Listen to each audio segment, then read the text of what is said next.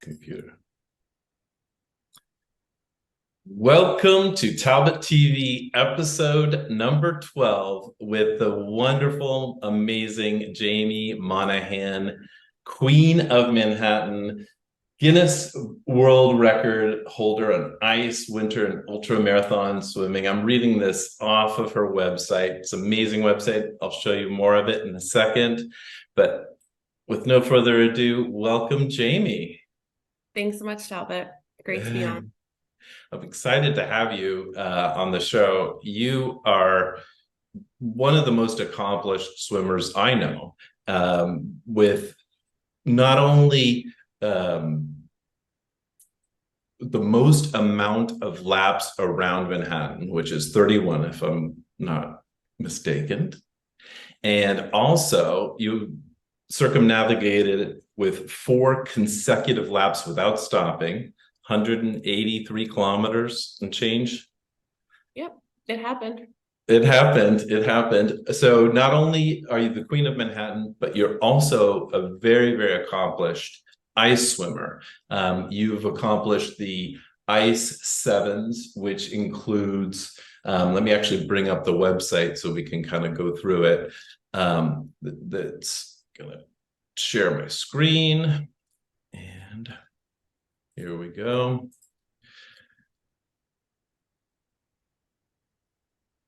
Share screen. All right. So Ice 7. So if we go to jaimiemonahan.com, we'll go through these pictures. But Ice Sevens is basically includes the following: includes the Reykjavik, Iceland, Russia. How do you pronounce that? Tumen. Tumen, Russia, Morocco, Norway, Boston, M Street. I'm very familiar with that. New Zealand and Argentina. So, of these Ice Sevens, what was your favorite? Oh my goodness. Talbot, I can never just pick one. Uh-huh. It changes every day, but I'm gonna say today, I think the first one in Iceland in Reykjavik, it was really special. This is one of a few group events that I did, and it was just, your first is always amazing, and it was just with beautiful people and a beautiful place, and I just enjoyed the heck out of it. So That's that's my awesome. answer for today. That's awesome. So let's go back to these pictures because these are amazing. We walked through a few of these already.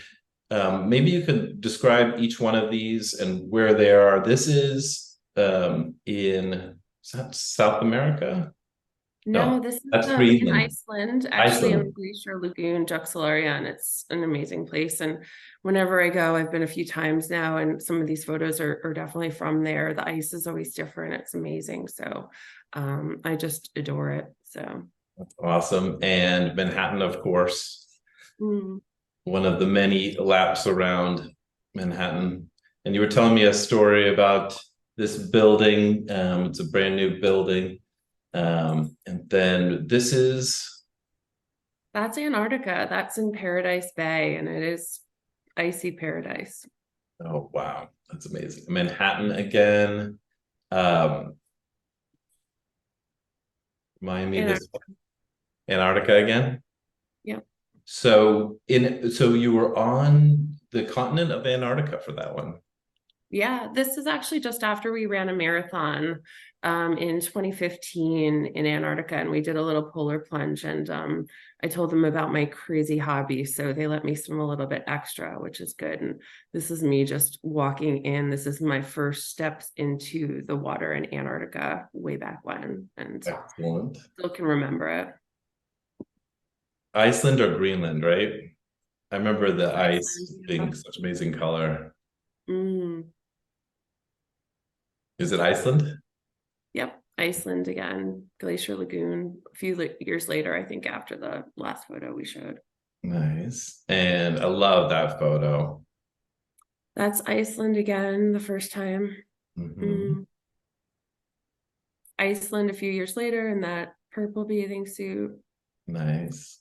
And the diving photo is Rocky Mount Cook National Park in New Zealand. New Zealand. Yeah, I definitely remember that. And I love the composition of that photo. And then we've got Manhattan heading towards Coney Island, right? Yep, this is the Rose Pitnoff swim put on by Urban Swim every year since 2010. I think I've done about 8 crossings with them, and they're just an amazing organization. They do a lot, not just for swimmers, but all sorts of water people and water conservation in New York City. Excellent, excellent. How about this one? This is actually the closest one to me where I live right now. This is in Sydney. This was a marathon swim between Little Bay Beach and Bondi Beach in Sydney. And it was just amazing. It was in the middle of winter here. And the kayaker there that you can see is actually Vlad, who's a big coach in Sydney. He's just an amazing human. So really an enjoyable swim and part of a really fun project. That's amazing. So, of course, you're originally from New York, and you born and raised there, did a lot of swims there, but now you're living in Sydney, and so this is much closer to where you call home now. True. And Iceland again. Iceland, but a little different, not the Glacier Lagoon, but this is the Black Sand Beach. This is just a little bit of posing. This place is not good for swimming. Actually, where I'm sitting, people have been swept out and swept out to sea. So don't do it. Don't do it. I like the American flag on your cap here. Where is this? That is the Glacier Lagoon again. Yeah, gorgeous. Excellent, excellent. I remember this one. This is Norway. Is if I'm Yes. You can see by the tiny red houses, they're really amazing. But I told you yesterday, this was part of an amazing trip with myself and Cher Kennedy and Kate Steele's and her partner and a bunch of folks that were just amazing swimmers. We all did ice miles just in the water right off of our tiny ultra marathon cabin that came equipped with saunas. It was just a perfect space to kind of test limits above the Arctic Circle. So yeah, I think those were some of the first ice miles above the Arctic Circle, which was really cool.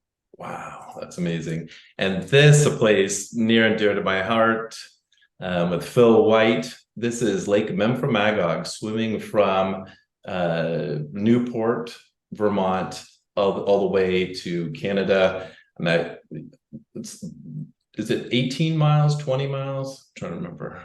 25 miles 25 miles. from Newport to the top of the loch. But yeah, very special place, I think, for both of us. So That's amazing. Yeah. And Phil White, for those of you who may or may not know, he runs summer swims, distance swims, great events in the summertime, where you have multiple events from 1 mile to 5 miles to or 6 miles to the Border Buster, and then the full length. The full length is invitational only, but the other ones you can just register for.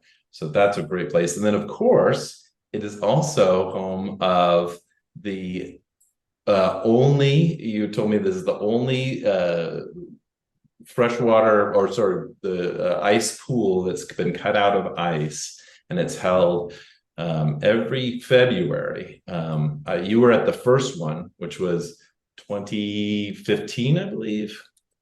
And sounds about right. I was at the second one, 2016, and that's run every year. I think they skipped a year during COVID, but it's an amazing event. I think last year they had record numbers of attendees and expanded it from 2 days to 3 days. But that's a great venue. This, I'm gonna say, is it New Zealand? You got it. Yeah, that's amazing. That's absolutely gorgeous. This, I'm gonna say Antarctica or Greenland. I can't remember which one. No, this is Argentina in Argentine Patagonia. So this is the Perito Moreno Glacier. Yep. This is very special for me. This was one of my very first winter swimming events, and really special to me. And I'm actually fortunate to be going back next month, which is so exciting. I can't wait to be back in that water in front of that gorgeous glacier. And of course, that's one of the questions of what are you planning for your next event? And this is where you're going to be heading in the end of August, right? Or mid to end of August for two. Yeah, Yeah, that's going to be amazing. And that's Argentina, right? correct. Yeah. Patagonia. Manhattan again, you can see the Freedom Tower and the Brooklyn Bridge. Great pose. Showing Power pose. her queenness, her royalty. And then, of course, the Statue of Liberty. What a great shot. What a great shot. So I just wanted to start the interview with those pictures just so that people, when they visit your site, they have some context. Let me stop sharing at this point and get into some more questions. So we had a lot of questions, and I'll be bringing those up. But one of the questions that seem to be popular on people's minds is for those of people who are want to do either distance swimming or the ice swimming. What's your recommendation for them, especially if they're running into situations where they've lost their mojo? Yeah, and that was actually a really good question for me to get. I think one of the most special questions that I got were from people that are just beginning their swimming journey. And I would say the biggest thing is just to be water safe, right? First and foremost, if you're not comfortable in the water, get some lessons from a coach if you can. There's amazing programs in New York City. It's adjusted by income, some are totally free. So definitely just make sure you're safe in the water. And then beyond that, it's just totally in your head. I think I got questions from a range of people, from those who have never stepped foot in water, which is so important just to be drown proofing yourself, your kids. Definitely take advantage of those programs. But for people who've maybe been in the water previously and are just looking to get back into it, I've taken massive breaks from swimming in my life. And I'm actually in one now and I probably will have it again. So don't get discouraged. I took, when I was working on Wall Street, I had no time to swim. If I made it to the gym, it was amazing. So, just do what you can, stay in shape. It's important to move your body, but, don't get hung up on mileage or distance. Even if you're training for something, it's better to be undertrained than injured. So just keep that in mind. So, when you're kind of in those spots where you're not able to swim, just do what you can. For me, the thing that always brings me back, and I think I did get another question about this, which was about how I feel in the water, which was actually probably my favorite question because, right, like we're swimmers, we're hedonists. The way you feel in the water is just exquisite. And Kirsten Kuntz, this amazing photographer and artist out of Berlin, she actually just posted in her notes yesterday. She said, like, for her, swimming is like a combination of passion and freedom. And for me, that just sums it all up. And I was like, oh my God, can I quote you on that? And I think I'll be using it daily. And, again, just recapture that joy. Don't think about distance or numbers. And I see people posting things like, oh, I did 1.9 kilometers, it should have been 2 or whatever. Like, get out of your head, get into your body, just feel it. That's how you recapture mojo, especially for the water, because you're never not going to get in and it's not going to feel great. So I, just do it. I love that advice. That's so true. I'm not nearly as accomplished as you, but I've found that it's really important to listen to your body. Sometimes I can swim, for 5 minutes. Sometimes I can swim for an hour, depending on the water temperature. But I think it's really important to be in tune with your body, right? Yeah, and that's what I hate. Like when people do things that they're obviously numbing themselves or disconnecting from their body. Like for me, yeah, a long swim, I've swum for 45 hours, right? Not all Mhm. of that is going to be amazing, pleasurable sensations, but as long as 80% of your swim is pleasurable, for me, that's the ratio, right? And yeah, you bring up a great point, especially with the cold water. Just because you swam a kilometer in 4 degrees yesterday, every day is different. You have to listen to yourself. You have to build up gradually so you know what's normal for you. And that's because, you're your own first safety person, right? You need to make sure that you're pulling yourself from this swim if things don't feel right. So that's another great point. So thank you. Yeah, I love that advice because I think if you're, taking painkillers or anything to numb your senses, you're not as in tune with your body and you're not listening to those warning signs and being able to pull yourself out. I mean, sometimes you have an amazing crew, right, that can detect hypothermia or whatever and pull you out before you put yourself into danger. But if you're numbed, you may not know that, right?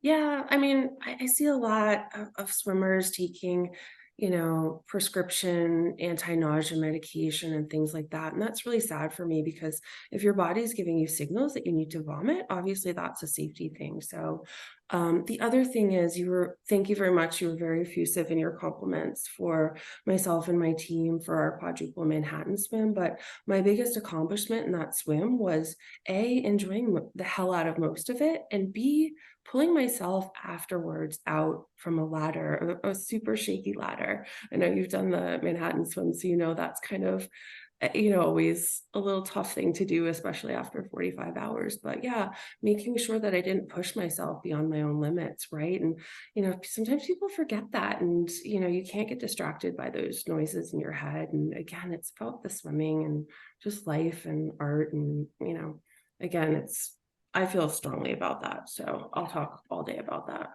I love it. Yeah, no, it's a really it's a really amazing experience when you do some of these long feats. But I found that you just have to listen to your body, keep moving and progressing at your own pace. Sometimes people are very competitive, and that can put themselves in danger. And that we were talking yesterday about the 8 bridges, which recently we lost a swimmer who was a doctor in great health, and he got hypothermia on one of the stages, and then he went out to swim the next stage the next day, and unfortunately we lost him. He passed away. And yeah, if you're pushing yourself too hard, even doctors and people who are extremely experienced can still make that mistake, right? Yeah, for sure. I mean, again, like these things happen, but your first line of defense is to pull yourself out, especially in ice swimming. It's really important. Of course, we all have amazing teams around, but you know, yeah, and I think just a few days ago, someone was totally lost in the English Channel. So it happens. Yeah, I wasn't aware of that, but I've heard many stories about people, just not making it through and collapsing. I mean, it happens in all events, I'm sure, running events, biking events, but yeah, it's definitely tragic when you hear that happen. So be safe out there, listen to your body, and yeah, enjoy it. I love the fact that you're really into the spirit of enjoying the experience. So what What got else is you there? into We don't get swimming? paid for this. I know, I know that's the thing. It's very few people can make a living off of their swimming, but it's true with many sports, right? So let me look at a couple of other questions that we have received from your fans. Um, what is your dream? That was a recurring theme in a few of the questions. Yeah, no, I was actually really thankful to get that question a couple of times. And my dreams are, I live in a dream. I've created my own dream, but I think some dreams for future is I know to just enjoy more, right? Like travel the world. I'd love to live on a luxury like cruise ship for a year or two, maybe after I retire. I definitely want to travel to the North Pole. I've been to the South Pole, but never the North Pole. Again, oh, I just actually, even since we last spoke, Yeah. one of my dreams has come true. I actually got an email last night to register for Marina Abramovic's performance art camp, which is called Cleaning the House. So I'll be with her in Greece this October. I am dying and fangirling. So my dreams just come true every day because I do my best to lay the groundwork to make them happen. And like, I don't know. I think every time I think life is amazing, it just keeps getting better. So That's can't complain. awesome. I love that. Just live your passion, live your dream. Yeah, dreams are great, but you have to live them, right? You have to go after them, and achieve them. Find ways to make them happen. Yeah, my colleague and I were just speaking, I think on Friday. Her religion involves uh what do you call it? When you come back in another life, reincarnation. Oh yeah. Um yeah, we were talking about it and she said she thought she's on her last life. And I'm like, oh gosh, I'm like, I think I made a deal where I have one really bad life and all the rest of them are amazing. So I'm in a good one right now. That's So I must have been awesome. very good in the previous life at least. But Very cool. Very cool. And there's a few other questions. I'm just going to pop right into 'em. The other question that I loved was, what is your favorite Disney princess? I know who asked that question, and someone who knows me well because I do love Disney princesses. So I will preface it. Growing up, I was very much, again, I can never choose one. So I was very much a Ariel because she was rebellious and a mermaid and, whatever. But also Belle because she was very feisty and loved to read and, that whole thing. But over time, I take something from all Disney princesses. But my more modern ones that I love Elsa from Frozen. She's like on a vision quest in the ice, obviously, and the songs are great. But I think my personal fave is Moana, Hmm. this Polynesian princess, again, very feisty and amazing and a water spirit. And yeah, I sent you some clips, not just of Moana, but of her compatriots. So are you going to play the clip I or? am. Let me share my screen. So I've got I actually was prepping a different clip, but I'm going to play this clip. Well, let me play just a little bit of this, but here she is. Been staring at the edge of the water. This is just amazing, amazing movie, right? Look at the scenery. Don't you want to go there? Oh, definitely, definitely. I want to go there tomorrow. And this is Polynesia, right? Yeah, I'm not sure which island specifically, but she's just amazing and just the history and the legends and things that they show in the movie throughout. I definitely recommend it, not just for kids, for adults as well. That's So awesome. And here is Dwayne Johnson. Uh, I love him. He's hilarious. So this is the clip you sent. Is thank you. Thank you. You're welcome. What? No, no, no. I didn't. I wasn't. Why would I ever say Okay. anything? I see what's happening, yeah. You're face to face with greatness and it's strange. You don't even know how you feel. It's adorable. Well, it's nice to see that humans never change. Open your eyes, let's begin. Yes, it's really me, it's Maui, breathe it in. I know it's a lot, the hair, the bod. When you're staring at a demigod, what can I say? All right, I'll let the folks on the watching this video check it out on their own. But let me stop sharing and talk a little bit about that movie. So, Polynesia and in those tropical islands, have you done any swims in that area in the tropics?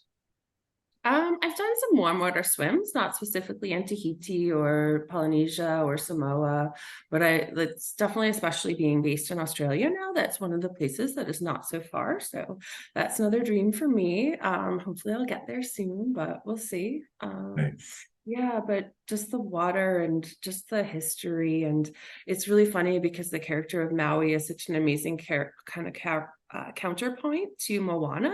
She's a little bit not always the most confident, but he's overconfident. He's the Mhm. trickster, right? Yep. So they're quite funny, and there's a lot of amazing characters that join them on their journey. So I love the whole, not just Moana, the ensemble cast. It's amazing. Well, I'll definitely have to watch that movie because it looks like a blast. I really want to go to like the Philippines and Bali, all those tropical places, and do some swimming out there. It must be just gorgeous with the clear water. Let's go. Let's do it. Let's plan on it. All right. So let me bring up a couple of other questions here. Oh, kind of in the same entertainment vein. I think you've mentioned one of your favorite musical artists is Taylor Swift. And why Taylor Swift? Why? What attracts you to her? What inspires you about her? Yeah, I mean, first and foremost, I just love every female singer, especially pop music. I think it's just such a underrated genre, but Taylor Swift is just a goddess. Just her art, her life, her work. She's like a songwriter first and foremost, but always puts on an amazing show. So right now we're in an amazing era. Kind of the Eras tour just was announced in Australia. Sign up tomorrow for tickets. I'm so excited. But literally, like, she is not just a performer and a songwriter. She gets in the head of her characters, but also she's an endurance athlete. Right now, her tour in the US so far has generated over $5 billion for the Wow. US economy, right? She plays for 3.5 hours every night, traveling from city to city. Her repertoire is 45 songs she does at a time. I don't know any other artist, Wow. especially at her level, with the aesthetics, the choreography, the kind of spectacle of it all, that is able to do that, right? Maybe people are playing for 3 hours. It's a dude and a guitar, but she's the full package. So I'm That's obsessed. That's incredible. Yeah, she is just brilliant. And a few of the Instagram posts that I did for this to prepare for this interview, I leveraged her music. She's definitely an amazing talent. And another question that came up was, what is your astrological sign, birth order, Myers-Briggs type? That's a laundry list, but Yeah. I did fact check myself on this. I am born in August. I am a Leo fire sign. So I guess everybody has a sun sign, a moon sign, and a rising sign. So I am a double fire sign, which is sun in Leo. My rising sun is Aries, the god of war. But my moon sign is Pisces, which is a water sign. So I have that, again, the dichotomy where, I need the water to keep me balanced, right?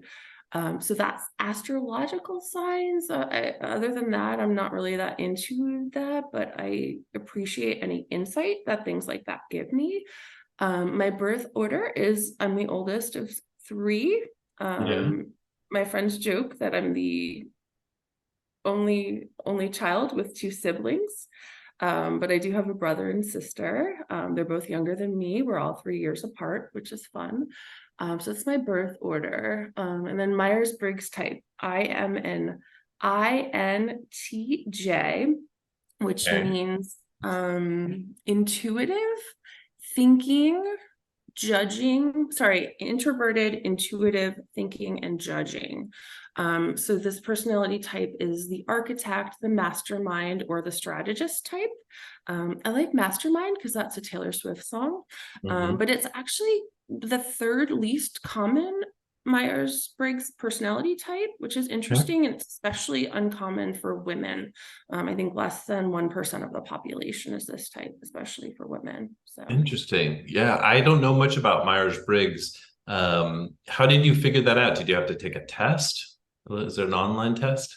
yeah, so I work in HR, so I've taken it a lot before, and it's actually quite funny because on a team of about 50 people, the only people with the same personality types would be like the two guys that were on the team and myself, which is always funny. But yeah, I did, since I did see that question, I double checked myself and made sure I was saying the right thing and everything. So, 'cause I Very hadn't taken, cool. yeah. Yeah, I've done personality tests, but it was so long ago, I don't remember much about them. Mhm. But I want to go back to birth order because we haven't talked about that at all. We haven't talked about your family life or anything. So you were born in just on the Hudson, just north of Manhattan in New York, upstate New York. Yeah, I was born in Austin, New York. So the Sinsing Indians, the town is named after that tribe that lived on the Hudson. And what was growing up there like with your siblings? So you were the oldest of three. Is there a big age difference between you and your siblings? Yeah, we're all 3 years apart. So I'm 3 years older than my brother and 6 years older than my sister. Yeah, I think it's a typical story. I'm not a small town girl. I was always aching to get to the city. Like I visited New York as a child and just loved it, even the dirtiness of the streets in the 80s, it called to me and I knew I would live there. So I enjoyed growing up. I had a great time in school and high school, enjoyed myself, but I always knew I'd come to Manhattan and live and travel the world. And, all my dreams came true. So Well, Manhattan's an amazing city. I visited there. I went there with my mom and my brother when I was younger. I never lived in Manhattan. My older brother did. I would visit him. He went to NYU, and I was at Boston College, so I would travel down to visit like high school buddies who were in college in Columbia, and I got into NYU, and I kind of regret not going to New York because it's such an amazing city, but it's so full of energy. Did you find that energy was too much? Because you were living were you in Soho or where? What part? Yeah. I still have my apartment in the West Village. I bought it when I was 25. I love it. Wow. One of the oldest places in Manhattan. Yeah. But yeah, that was always where I was drawn to. And the West Village is just energetic and amazing. And yeah, I didn't sleep much. I try to suck every drop out of life. And in New York, there's always something going on. So, it's just, I miss it. You're making me homesick. Oh no. But Sydney must, or sorry, you're not in Sydney, you're in I'm in Canberra, which is the Canberra. capital of Australia. So maybe for a parallel, like Washington, D.C. of Australia, but Yep. it is inland. And this is the first time I've not lived near the sea in my whole life. And yeah, I live right on the lake. So I'm very close to water. I'm looking at it right now, actually. But yeah, that was a transition for me. So. So so how much time do you get to spend, balancing your work-life balance, and how much time do you get to spend in either doing open water swimming or pool swimming, where you are living right now in Canberra? I don't think I've swum in like, I don't know, at least a year. You haven't swum in a year? Yeah. Wow. Are you going to be ready for the swim coming up in August, or do you going to be prepping for that at all? I will. I work out every day. I do cryotherapy. I do Yep. cold plunges. As a former competitive swimmer, my body always remembers the swimming part. I have some travel coming up, but once I'm back, I will be back in the pool with aggressive workouts and interval training. And again, for me, like if I win or I lose in a race, it doesn't matter. It's for me just to feel the water and to be around people. And, I'm not at that stage, so it's not that important for me. So, That's one of my favorite parts about these swimming events is the social aspect, the the meals, the socializing. So the competitive nature and the experience of swimming a race or an event is one part, but I think especially like the Mem for Magog ice winter swim festival in Newport, Vermont every February. I mean, a lot of it revolves around swimming in the ice, but there's a lot of social activity and there's a lot of, camaraderie and connecting with friends. Yeah, I mean, I think Mem from Magog is the only place that has a pajama party or a Yeah. shot or ice lunch. But yeah, it's a lot of fun. I don't think I've not really heard people talking smack except for you and Rick Bourne, but you guys Yeah, do your that's ice true. fly. Yeah, yeah, because we swim an ice fly challenge against each other, and neither of us, I don't think ever. Well, he actually is a better swimmer than I, so he will often get a medal or a woodle because they're made out of wood, but there's usually someone that's going to beat us, but we make it challenging just because we go head to head every year, and most of the time. An important thing about Mem for Magog. One thing, I would be training harder if there was jerky at stake. There is some artisanal jerky that is given to the winners of Phil's event. So I think that's really tangible for me. Like that is motivation. So yeah, if anybody's going to Mem for Magog, train hard, win the jerky. That's true. Yeah, I love that jerky. That's one of my favorite parts of that trip. So it's a little challenging to get to. I was living in Boston when I first started doing it, so I would just drive up. But once I moved to Florida, just trying to find an airport nearby. Once I flew into Burlington and rented a car from there. Sometimes I would, when I was in New Jersey, we would road trip, but it can be challenging for people to get there. And one year I even flew into Canada, into Montreal, Canada, and rented a car and drove there. And it was actually about the same distance as going from Burlington, Vermont. It's not an easy place to get to. Worth it though. Yes, definitely worth it. Yeah, it's an amazing journey if anyone wants to go there for either the winter swim or in the summertime. Yeah, and for people coming from overseas, like you can always like chat with local swimmers. Everybody's happy to put an extra person in the car, so don't be put off by the logistics of it. Definitely if you want to get there and that's your dream, we'll find a way. So please reach out to any swimmer, myself included.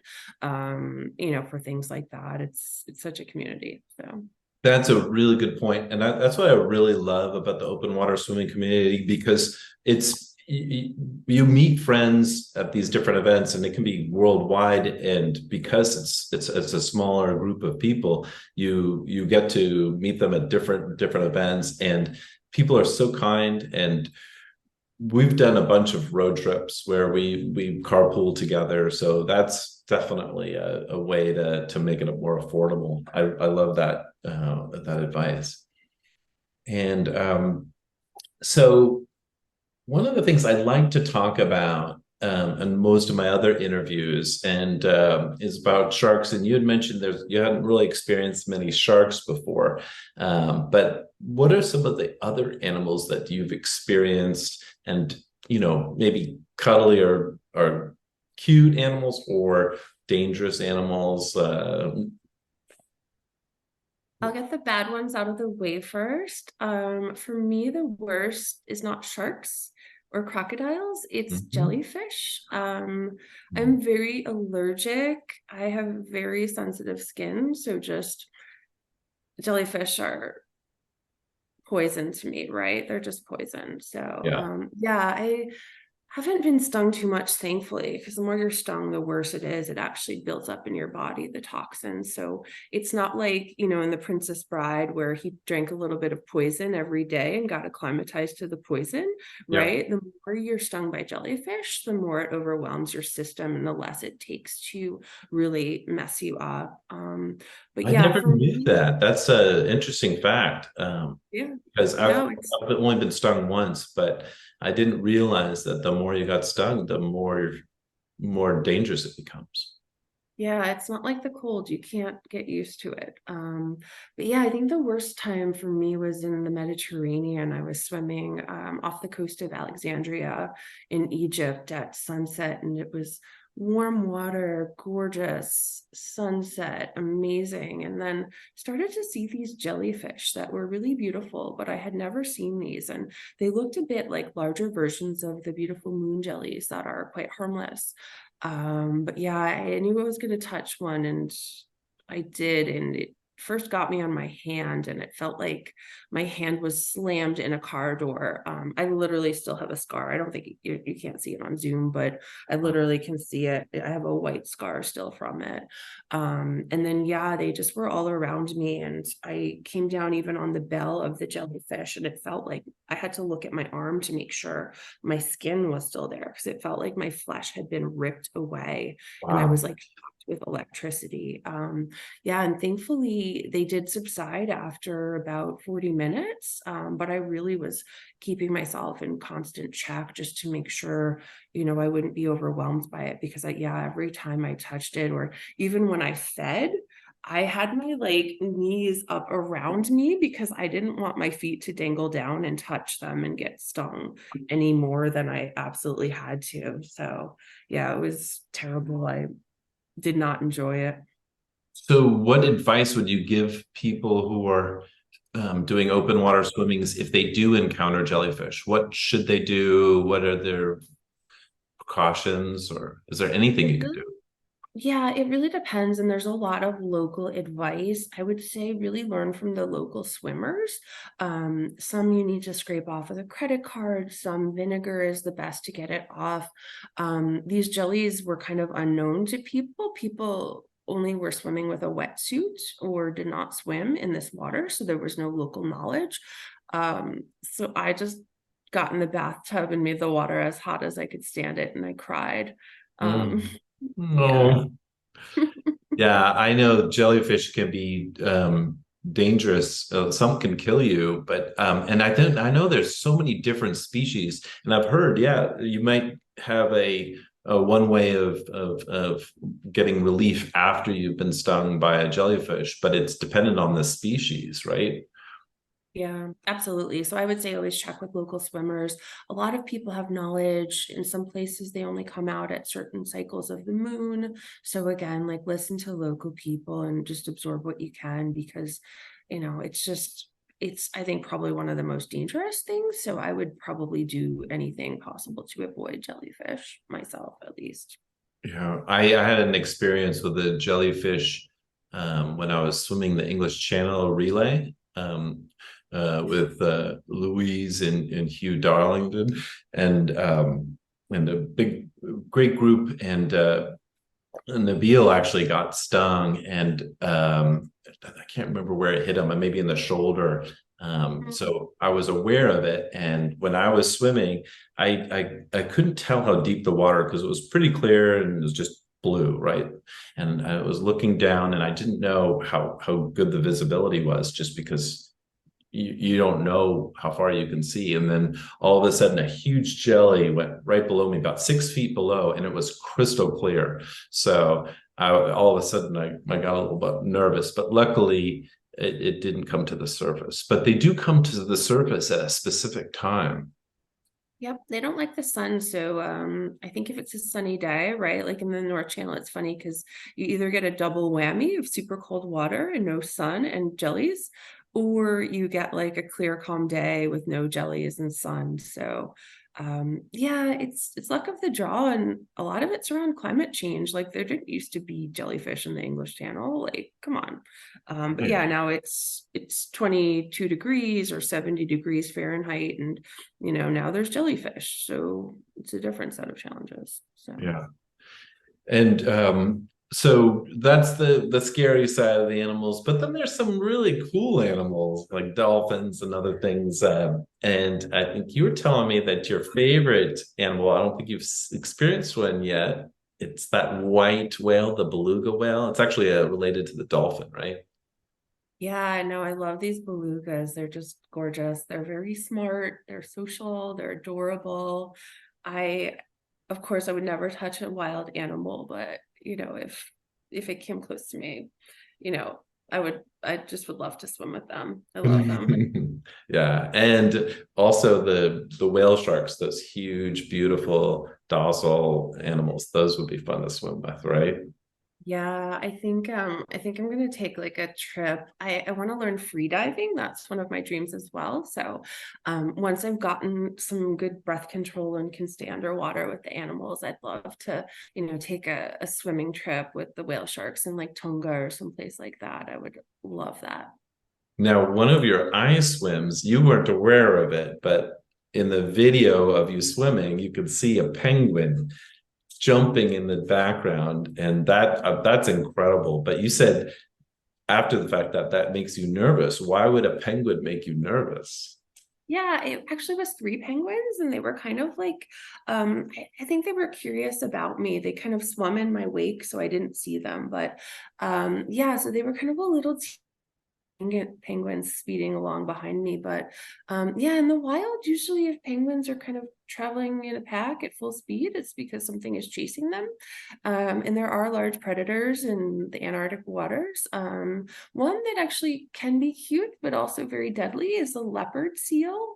They're also very curious, and they like to approach divers and photographers, but they're kind of like Labradors. They also explore the world with their mouth, and they have huge jaws with big teeth. So me as a skin swimmer and not wearing neoprene or having camera or diving gear, Yeah, if they are exploring me with their mouth, that's would not be a good thing. So I was quite nervous about that when I was swimming. I Um, bet. yeah, so penguins are their food. They don't necessarily see us as our food, but they could probably do a lot of damage, even if they're just being playful. So Right. And the orcas love to eat them as well. Orcas tend not to eat people, but they're very smart, but they'll occasionally take a trainer at SeaWorld and if they've been mistreated for their whole life. I'm Team Orca. I really appreciate what they're doing right now with wrecking ships and things like that. I'm for that in every way. So That's awesome. So tell me a little bit more about that, Team Orca. yeah, so I don't think it's a formal thing, but yeah, there's this apparently orcas are really smart, and yeah, they're not known to really attack people, but where they've been abused, they do attack trainers and things like that. And actually in the I think the Strait of Gibraltar right now, they've identified a older female orca that's actually capsizing ships and teaching other orcas how to do it. So they're kind of like, I don't know, again, I can't say it's not warranted. So Yeah, yeah, I've heard that too. I know people who sail. They're transporting a sailboat from I don't know England down to the Caribbean, and mhm. they were just crewing it, and they have to turn on if they see orcas, they have to turn on the engines so that the orcas don't rupture the boat because they'll come right up and smash a hole and sink the ship, and you'll be up in the sailing up in the North Pole and sink because they're very territorial. Yeah, just stay out of their way. Yeah, that's a good advice. So, what other things did you want to talk about here? I mean, we've talked about your favorite Disney princess. We've talked about your astrological sign. We talked about different recommendations. Is there anything else you want to share at this point? With 10 How minutes about left some of in the the swimming interview. questions? I've What's never that? thought I'd say that. How about some of the swimming questions? Some swimming questions. Okay. How about what warm-up routine do you have? Oh, okay. This was from Claire. Yeah, and I don't know if that meant like pre-swim warm-ups, which don't do much, especially for cold swims, but warming up after a cold swim. Claire is a winter swimmer in Newcastle, Australia, and they have this amazing sea baths there that she swims at most days. And she's actually, you'd love her work. She's a whale photographer. Ooh. Um, yeah, so she's amazing. But yeah, for ice swims, I think the recovery is just as important as the swim itself for me. And a lot of it is just really having everything ready to go and knowing the order of what you're going to do when you come out of a swim. So in the last 10% of each ice mile, I'm not even thinking about finishing the swim. I'm thinking about what I'm going to do. Am I climbing up on a ladder? Am I going to be pulled from the zodiac, right? How am I getting out of the water? How am I drying off? How am I getting that wet swimsuit off as soon as possible and getting in something cozy and warm? Replacing, I want my earplugs out as soon as possible. I want my goggles off my face. I don't remove my swim cap until I have a knitted cap or something warm to put on my head right afterwards. But I have a very specific order that I do everything in, and that applies to every time I get out of the water.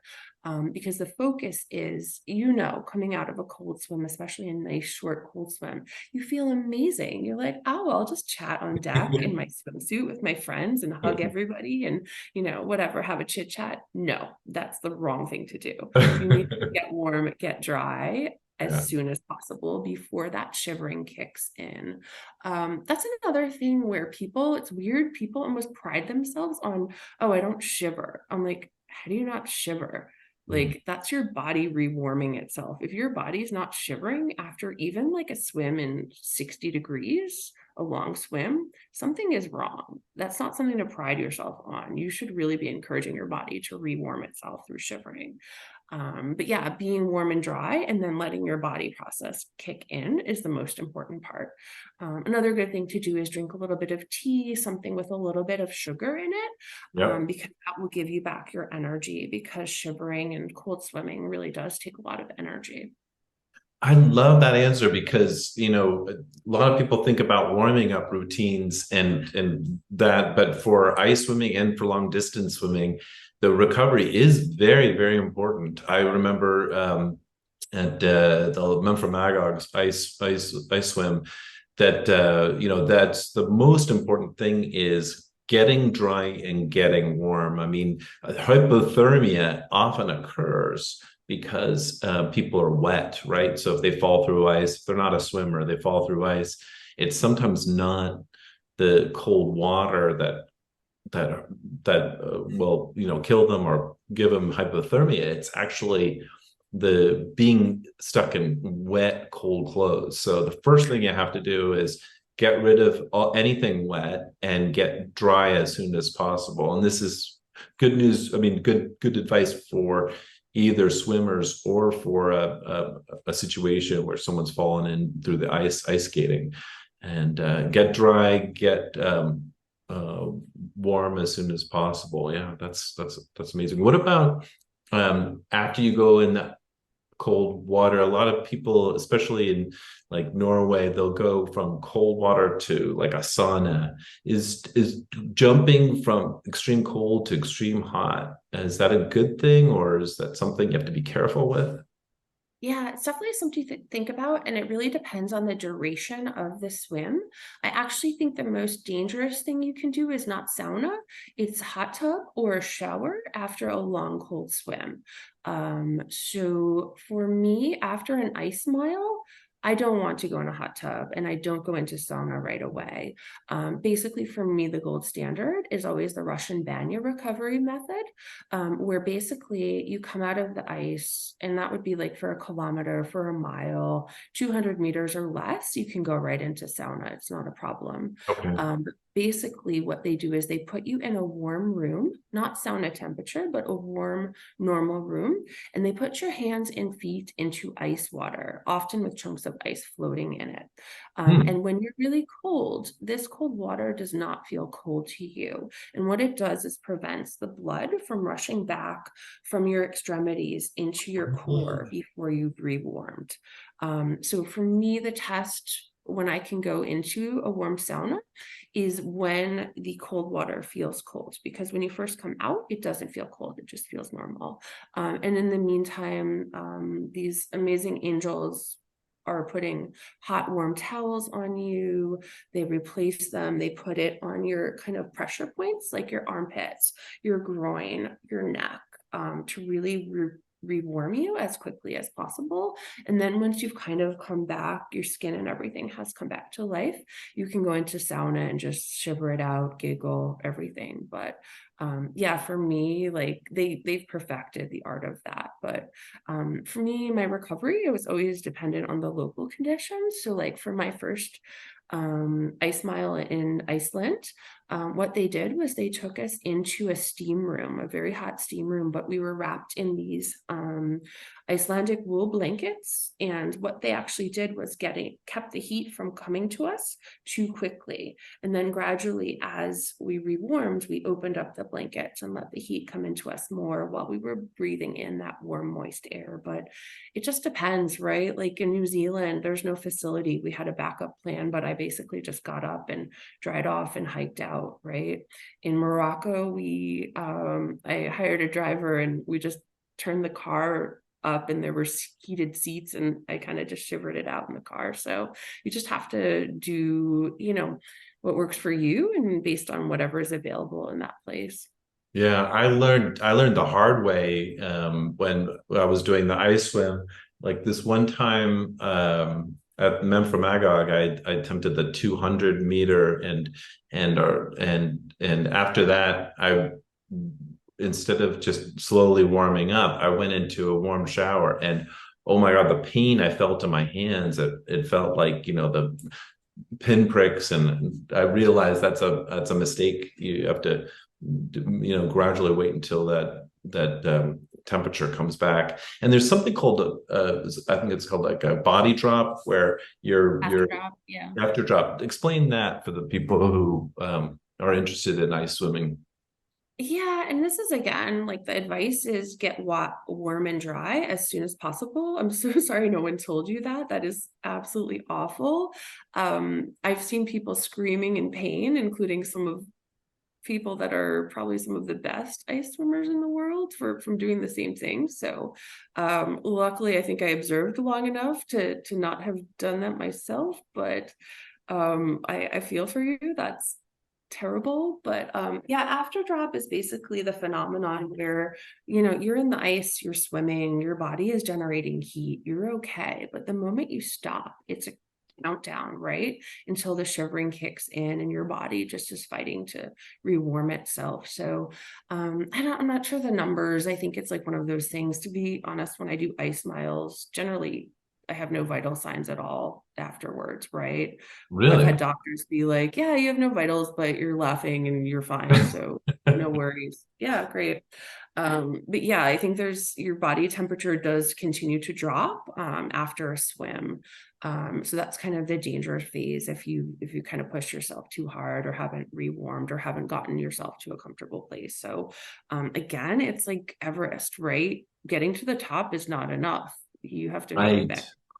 Yeah, yeah, yeah. Recovery is very, very important, and I'm glad you mentioned that because that's a good thing to discuss for people who are interested in becoming more accustomed to that. Now, when you swam around Manhattan, that was the 4 laps around. You had planned to swim 4 laps around, right? Was the record before 3 laps, or what was the were Yeah, you I beating? could have done more looking back. Yeah, I did plan to do 5. That was my goal.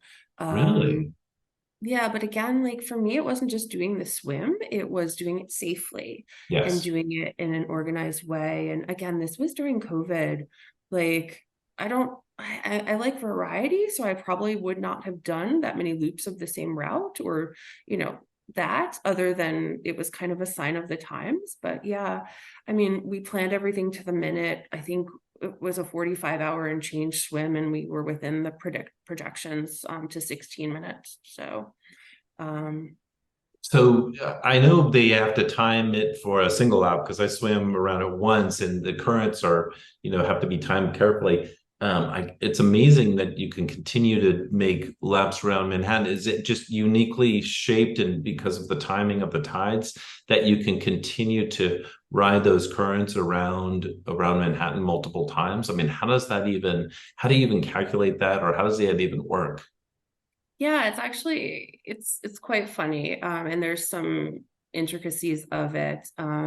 So you know, you've done the swim. There's three rivers, but they're Yeah. estuaries, and they all kind of run on their own tidal cycles. And each one, you really have to time it very quick, like very carefully, so that you're coming in when you're not fighting the tide. Because even cruise ships, if they're against the tide, they're not making it up the river, right? And with multiple loop Manhattan swims, there is a time in each swim where you're going to be treading water. You're going to be Hmm. kind of waiting for the tide to change in your favor. So, Interesting. and that's just part of it. So, Wow, yeah, that makes sense. Yeah, that you'll have to actually slow down and kind of wait around until the tide changes.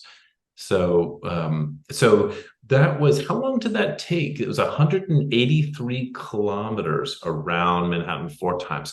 How long did that take you? it was 45 hours, so a little less than 2 days. So that was your longest swim ever. So it's like, yeah, I mean, I've, pulled an all-nighter and not, cramming for finals or whatever. So what, from the lack of sleep, did you find that challenging at all? No, I actually loved it. And I'd like to caveat this was with no medication, no Zofran, no, no dose or anything like that, right? It's all just energy. But yeah, it was really funny. I really just adored it. One of the best things about swimming around Manhattan is that there's always something to see. And for me, the night swimming is particularly beautiful because you see the skyline lit up, you look at people in all the buildings, it's just magical. But I did have one moment at the top of the island on the second night where I've never hallucinated, and I don't know that I would classify this as a hallucination, but I was like, I saw some rocks on the shore, and I wanted to swim closer because I thought there was writing on them. It looked kind of like, when you're a kid and did like gravestone rubbings, it looked Yep. like that to me. And Ark is like, "What are you doing?" I was like, "Oh, I'm trying to read that writing." He's like, "There's no writing there." Whatever. And then I looked and I saw we have the Oro kayak, and it's lit up, it's white and it's translucent, it's really beautiful. It's the origami kayaks. And I was like, "Oh, I see writing on the kayak too." And I'm like, "Oh, I know there's no writing on that kayak." So I was like, "Oh wow, I'm seeing things that aren't there." But I'm like, "Oh, I wish I could read some writing while I'm swimming. That would be awesome." So it was a very benign hallucination. That can definitely happen with the long swims and doing the extreme non-sleep and distance. Now, what do you consume? What type of nutrition do you leverage on a swim that's 45 hours long? I'm really boring. I feed exclusively on carbohydrate powder. Started off as Maxim back in the day. That got discontinued. Switched to Carbo Pro. That's not available where I live, but basically it's just pure maltodextrin powder. I feed every 30 minutes. I either drink it mixed with water, just plain water, or if it's a bumpy swim, sometimes I'll mix it with a bit of ginger tea. And yeah, I don't feed on solid things. I've heard of people having peanut butter and jelly sandwiches and jelly babies and things like that. I'm not into that at all. I've tried everything, and what works best for me is just liquid feeds.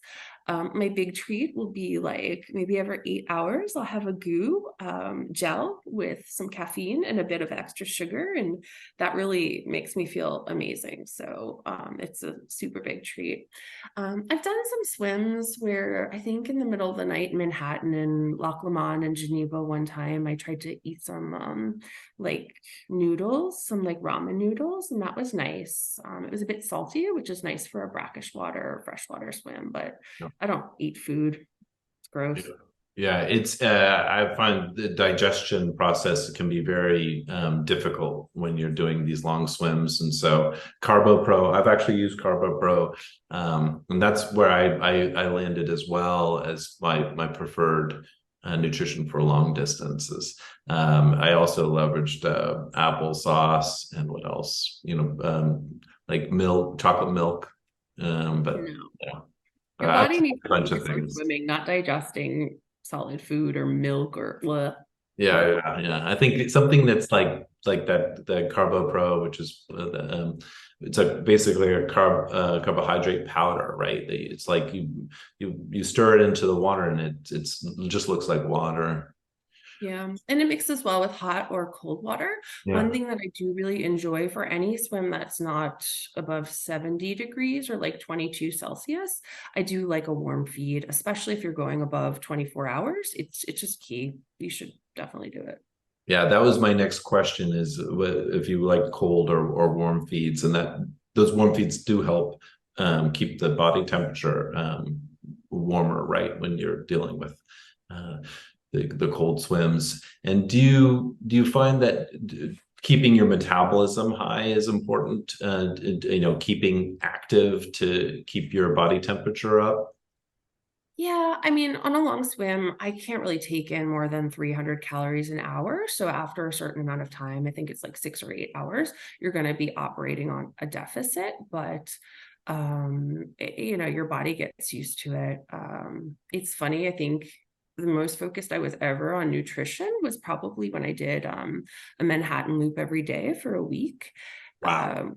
Yeah, because I was drinking all the Carbo Pro at the time, but then I would go home and get in the bubble bath and like be taking off all my zinc, and I just have food delivered. So I'd have like mozzarella sticks and Uh-huh. all these things because like we just needed to replenish the calories. It was crazy. So Definitely. a big thing for me with that also was not drinking alcohol during that time because my body really needed to be very focused on repairing itself, and love alcohol, but it's a poison. So that was another big thing in my planning as well. Yeah, Not I to think there's a lot of like celebration and drinking alcohol around a lot of these events, but it can definitely be dangerous. Like I think some of these ice swims, if you are consuming too much alcohol and then the next day you swim, it can be harmful. So that the word of warning is, and also it's great advice from you if you reduce your alcohol intake before you're preparing for a swim, it can definitely improve your abilities, right? Yeah, I would never drink alcohol before an ice mile specifically. Yeah. You know me, I love my champagne and vodka and everything afterwards. But when you're in the midst of it, and it's really funny, like looking back, I've seen people party too much and then like it's not good. Just be careful. Again, like everything impacts how your body attacks the cold. So alcohol, smoking, not sleeping, dehydration, those are all things to watch out for because that will really impact your ability to withstand the cold. So, and I've seen some very well-known swimmers like take a bad turn. So just it can happen to anyone. That's a great advice. Yeah.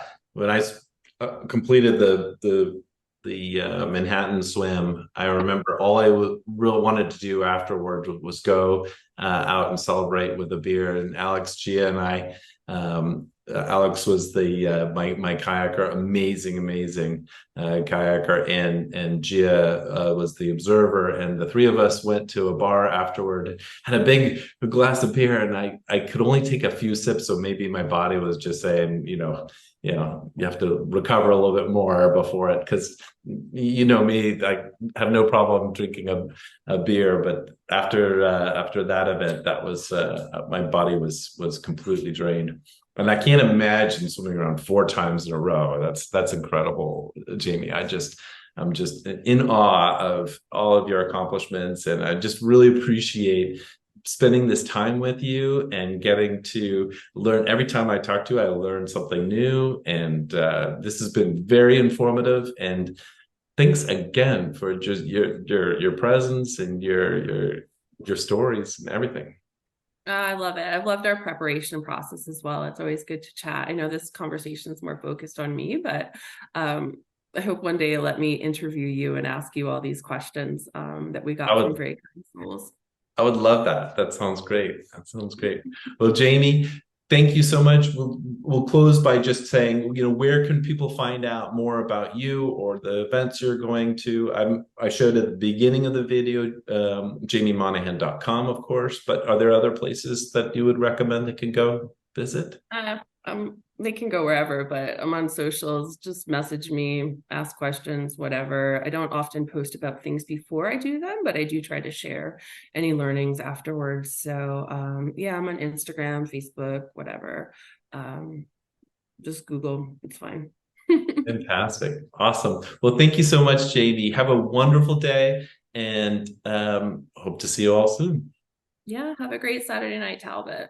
All Talk right. soon. Thanks, Jaimie. And have a great Sunday. You're, of course, I'm in Florida and you're in Australia. So we're in different sides of the world right now. Thank you. Yeah, awesome.